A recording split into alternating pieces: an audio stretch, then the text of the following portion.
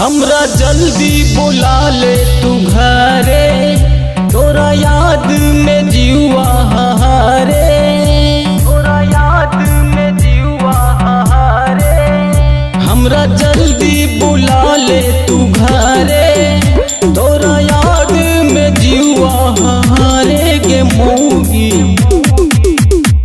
की है गे मौगी दिल्ली में लागऊ न दिलवा तोरा बिन काची करियोगे। की है गे मौगी दिल्ली में लागऊ न दिलवा तोरा बिन काची करियोगे।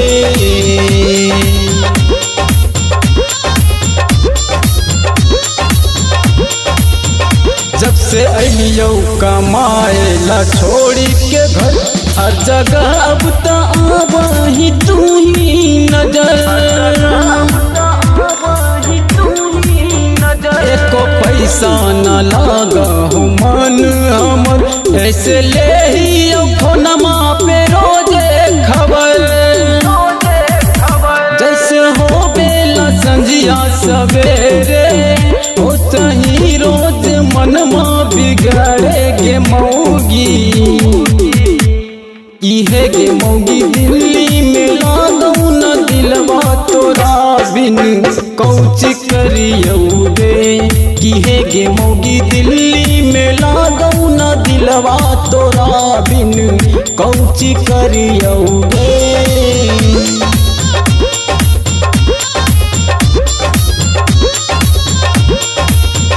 जब जब खाए ला डाल ही मुँह में बोल, ओ घड़ी याद आबा हो प्यार वाला बोल।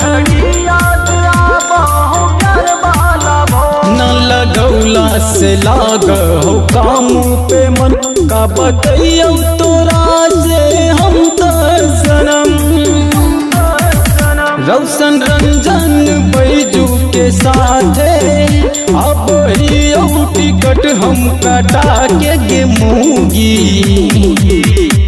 की है गे मौगी दिल्ली में लागऊ न दिलवा तोरा बिन कौची करियोगे। की है गे मौगी दिल्ली में लागऊ न दिलवा तोरा बिन कौची करियोगे। Recording studio Bihar Sharif.